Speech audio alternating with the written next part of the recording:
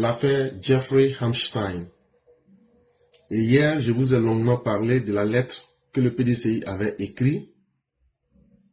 Et dans cette lettre-là, le PDCI demandait des comptes au gouvernement. Parce que selon eux, Nina Keïta, une des nièces du président Alassane Ouattara, avait simplement été citée dans cette affaire. Et donc le PDCI avait pensé que eux, ils avaient trouvé leur porte de salut pour essayer de dénigrer le gouvernement et le peuple ivoirien.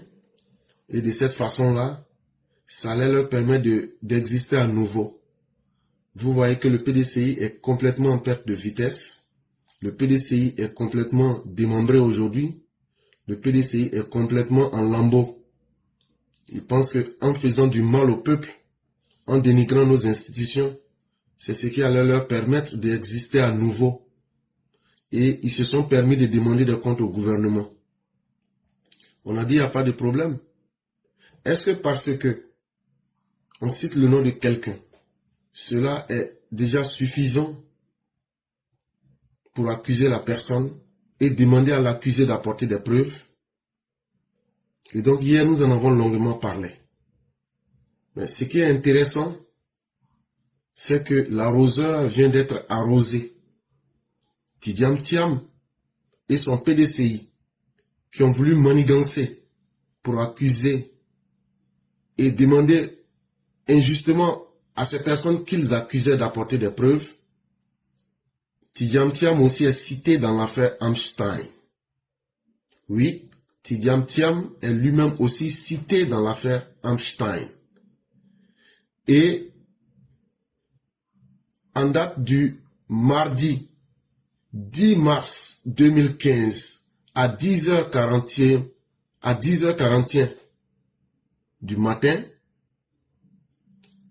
David Stern écrit un email à Jeffrey Epstein. Et le email, c'est en anglais, c'est écrit ceci: He was more drunk, standing with us, when Ariane walked. Et voici le email, March 10th, 2015, 0.17 a.m. New Credit Suisse boss has plenty of challenges in his trade.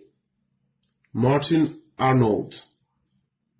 At Bloomberg, Tidiam Thiam described Credit Suisse as an exceptional business with solid strategies and strong momentum. The Prudential chief executive was unveiled as the Swiss bank's new boss on Tuesday morning.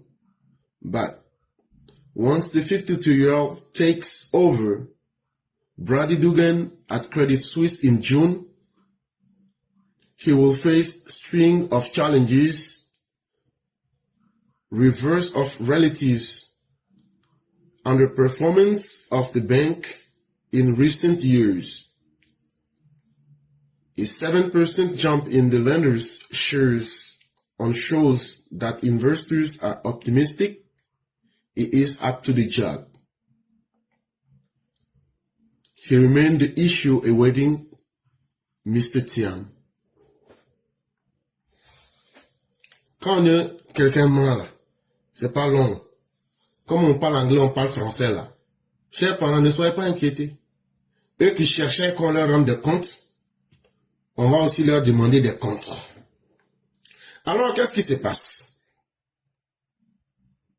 On vient de se rendre compte que derrière cette affaire, Epstein, c'est Tidiam Thiam qui essaie aujourd'hui de manipuler des médias occidentaux pour essayer de salir le nom du gouvernement de la Côte d'Ivoire. Et la lettre que je viens de vous lire en anglais, c'est un email, je vous ai donné la date, je vous ai donné le jour, je vous ai donné l'heure précise. Ça date du 10 mars 2015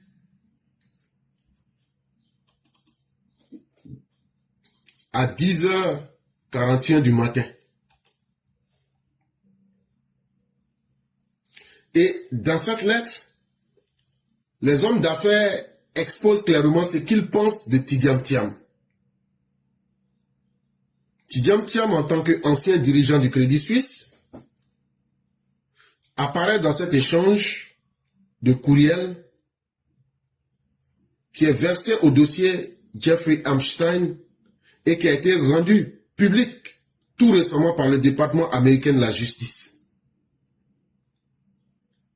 Et tout naturellement, puisque le nom de Tidjam Thiam est cité, comme le nom de Nina Keita est cité, ça relance des interrogations sur l'étendue des réseaux d'influence du financier américain décédé en 2019.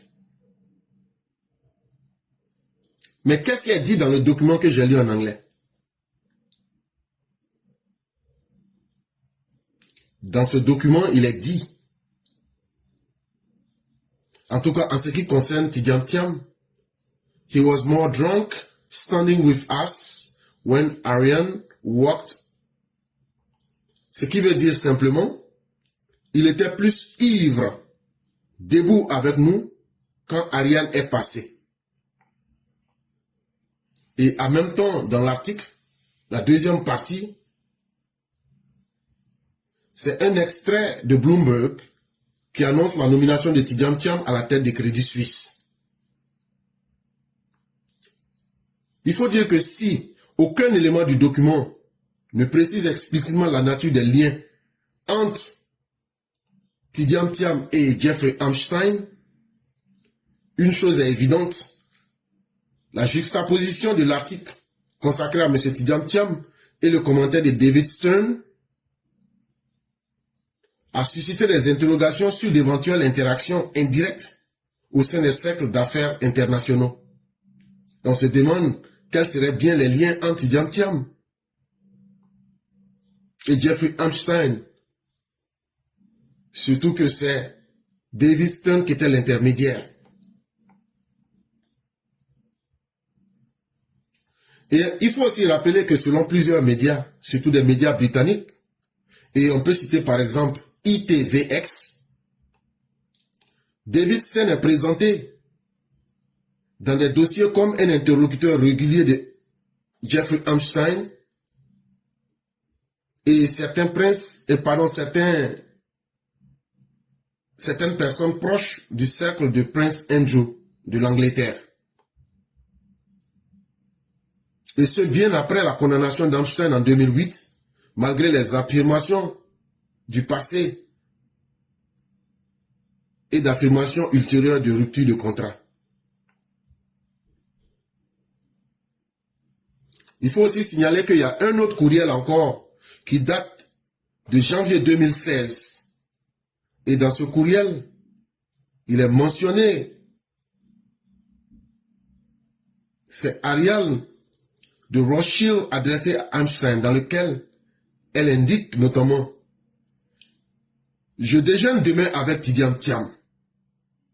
Là encore, le document ne démontre pas l'existence d'un contact direct entre M. Thiam et Epstein, mais le document confirme que leurs réseaux professionnels respectifs ont pu se croiser dans les sphères financières internationaux.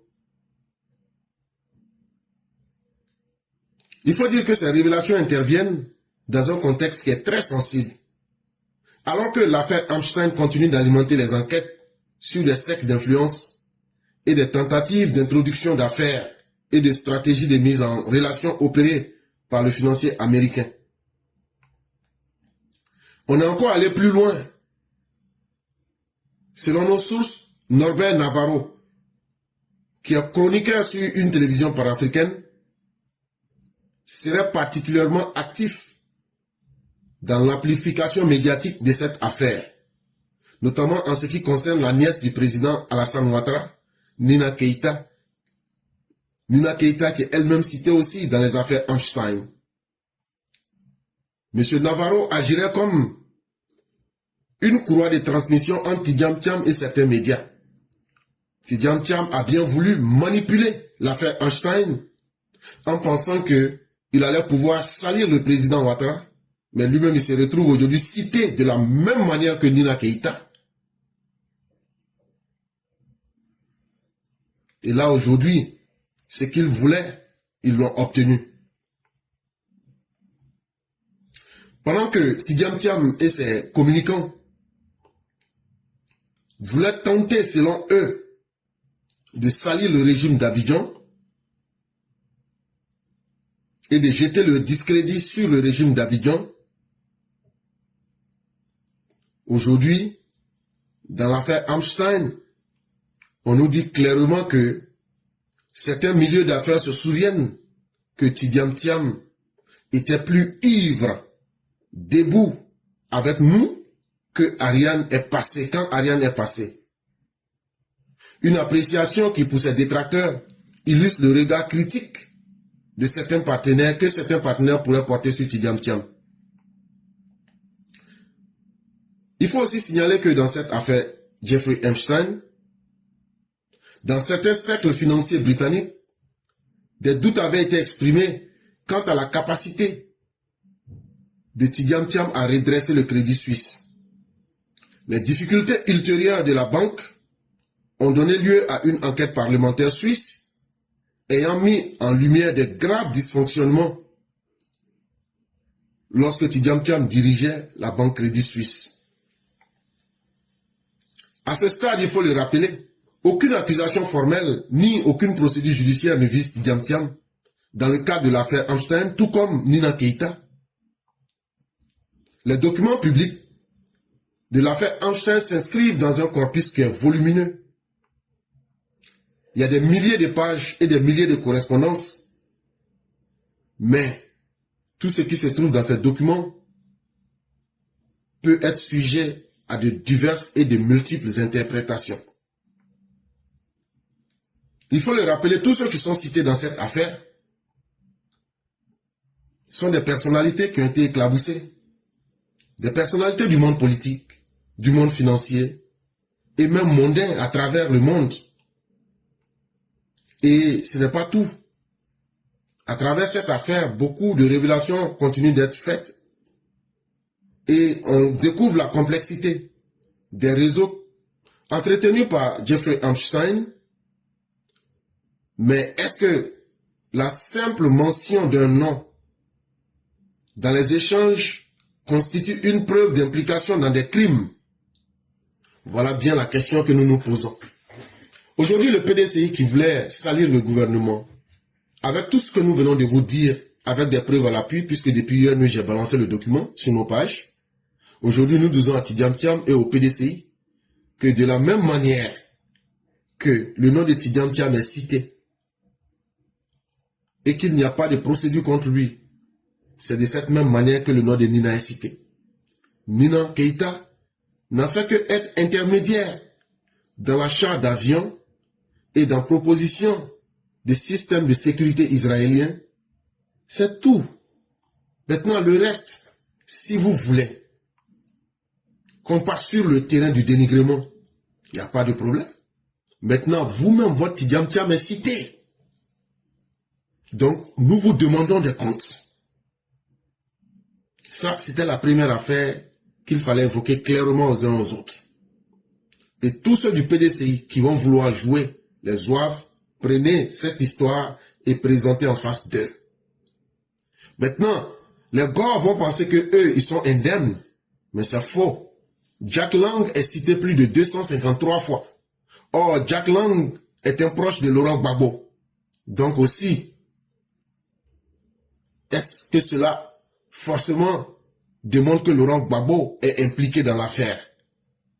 Voilà aussi la question que nous vous posons.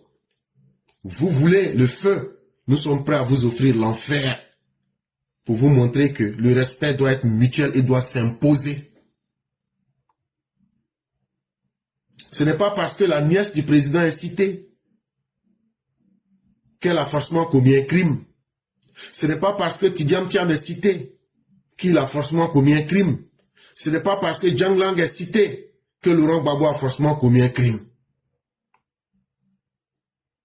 Maintenant, ceux qui veulent forcément lier cette affaire à des personnalités pour les salir, alors là, si vous voulez que nous partions sur cet aspect-là, nous disons, il n'y a pas de problème.